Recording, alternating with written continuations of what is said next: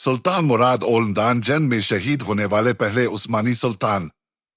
سن 791 ہجری / بمطابق 1389 میں جب خلافت عثمانیہ نے میمندکاف کوسوو میں یورپ کی متحدہ صلیبی افواج کو فیصلہ کن شکست دی تو سلطان مراد اول راز خدندان جنگ میں اتر آئے۔ وہ شہید ہونے والے مسلمانوں کے درمیان چل رہے تھے، ان کے لیے دعا کر رہے تھے اور زخمی مجاہدین کی عیادت ایک ایک کر کے کر رہے تھے۔ اسی دوران ایک سرب فوجی جو مردہ بن کر پڑا تھا اچانک اٹھا اور سلطان کی طرف لپکا۔ محافظوں نے اسے پکڑ لیا مگر اس نے کہا کہ وہ اسلام قبول کرنا چاہتا ہے۔ سلطان مراد نے محافظوں کو اشارہ کیا کہ اسے چھوڑ دیں کیونکہ وہ اسلام کی دعوت کو کبھی رد نہیں کرتے تھے۔ وہ فوجی قریب آیا جیسے ادب سے ہاتھ چومنے والا ہو، اور اسی لمحے اس نے زہر آلود خنجر سے سلطان پر وار کر دیا۔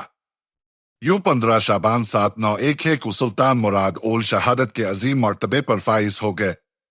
شہادت سے پہلے سلطان مراد نے فرمایا، میری روانگی کے وقت میرے لیے یہی کافی ہے کہ میں اللہ کا شکر ادا کروں۔ وہ غیب کا جانے والا ہے اور ایک عاجز بندے کی دعا قبول کرنے والا ہے۔ میں گواہی دیتا ہوں کہ اللہ کے سوا کوئی معبود نہیں اور شکر و ثنا کا مستحق صرف وہی ہے۔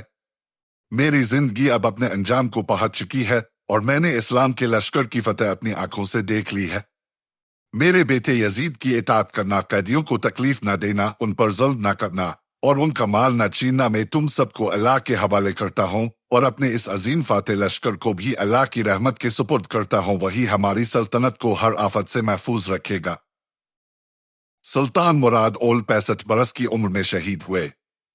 ان کی شہادت کے بعد ان کے بیٹے بایزید یلدریم تخت پر بیٹھے، جنہوں نے خلافت کو یورپ کے قلب تک پہنچا دیا۔